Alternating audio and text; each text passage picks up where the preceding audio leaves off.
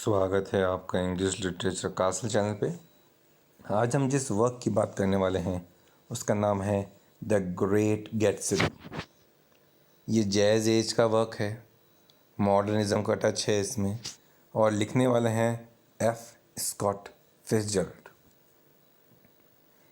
अब बात करते हैं उस एज की। जी हाँ, 1920s। इसको रोरिंग 20s भी कहते हैं, जैज़ एज भी कहते हैं, फ्लैपर एरा भी कहा जाता है, एस्प्रिन एज भी कहा जाता है, और जो आखिरी इसका है एज ऑफ वंडरफुल नॉनसेंस, ये इसको सही मायने में प्रूव करता है। आखिर 1920s में हुआ क्या था? जी हाँ, वर्ल्ड वॉर फर्स्ट ख़त्म हुई थी। इतना खून खराबा, इतना नुकसान, इतनी जानों का जाना पहली बार दुनिया ने देखा था कि आखिर युद्ध के बाद होता क्या है। इतना युद्ध देखने के बाद लोगों ने सवाल खड़े करे कि ये कैसे ट्रेडिशन है हमारे, क्या है लिटरेचर, क्या है आर्ट। सबके ऊपर लोगों ने सवाल खड़े किए।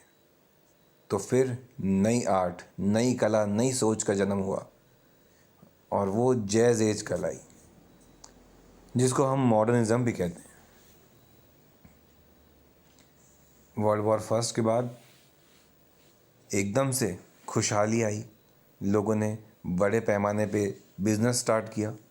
लोग छोटे शहर छोड़ के बड़े शहरों में वापस आने लगे।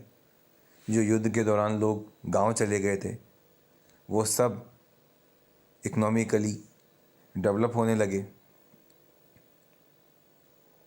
बहुत ज़्यादा गलत कामों में लिप्त होने लगे। उनको लगा कि अब हम समझ गए हैं कि युद्ध करने का सिर्फ नुकसान ही होता है। जब इतना ज़्यादा लोग अल्कोहल और गलत काम करने लगे तो कॉन्स्टिट्यूशन में अमेरिका के चेंज लाया गया।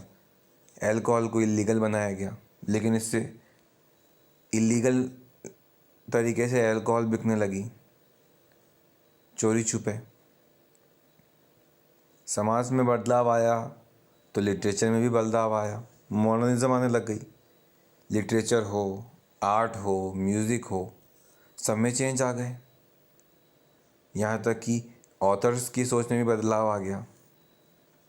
ना सिर्फ फिट्जजेराल्ड और एज़रा पॉन्ड, बल्कि Nobel prize winner Ernest Hemingway तक इस सोच के साथ हो गए, क्योंकि इस जनरेशन को नाम दिया गया लॉस्ट जनरेशन, क्योंकि इन्होंने बहुत कुछ अपना खो दिया था वर्ल्ड वॉर फर्स्ट में। तो ये लॉस्ट जनरेशन के लोग कहलाए। मॉडर्निज्म में नई सोच, नए तरीके से हर चीज़ बताने लगी। कहानी में वही घिसा पीटा अंदाज नहीं था। अब कैरेक्टर्स के बारे में हम पहले से नहीं जानते थे। हम हर वक्त सोचते रह जाते थे कि ये इंसान किस तरह का है। थीम के बारे में हम नहीं जान सकते। कहानी कभी बीच में शुरू होती थी, कभी पीछे चल जाती थी, अलग अंदाज आने लगा। फिट्जजेराल्ड इसके बहुत अच्छे लीडर कहलाए। उनके वर्क में 1920s की झलक दिखती है, लेकिन वो उसमें बहने वाले राइटर्स में से नहीं थे। वो उसको ऊपर रूप से देखते थे, और उनका सबसे महान वर्क कहलाया the great Gatsby. American literature के अंदर इसको मास्टरपीस कहा गया। इसमें सिंबलिज्म, ब्यूटीफुल डिस्क्रिप्शन, और जब हम इतना ज़्यादा इमोरल हो जाते हैं तो कैसे हम सेल्फिश हो जाते हैं, नास्तिक होने लगते हैं, खालीपन से भर जाते हैं, ये बहुत ही खूबसूरती से बताया इन्होंने अपनी किताब द ग्रेट गैट्सबी में। एक के कैरेक्टर को हीरे के समान इन्होंने तराशा है। इसके ऊपर जो मूवी बनी, जो अभी लेटेस्ट रिलीज़ हुई थी, उसमें अमिताभ बच्चन ने भी एक छोटा रोल किया है और बाखूबी किया है। लेकिन मैं आपको बता दूं, मूवी से ज़्यादा आपको ये किताब पढ़ के आनंद मिलेगा।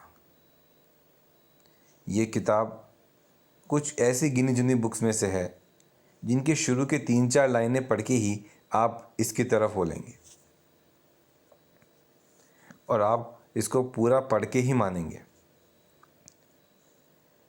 मैं चाहूँगा कि आप इसको पढ़ें और अपने विचार कहें कि किस तरह जब हम बहुत ज़्यादा सांसारिक चीज़ों की तरफ झुक जाते हैं, हम भूल जाते हैं कि ज़िंदगी की असली खुशी क्या है, और ये हर इंसान के लिए अलग हो सकती है।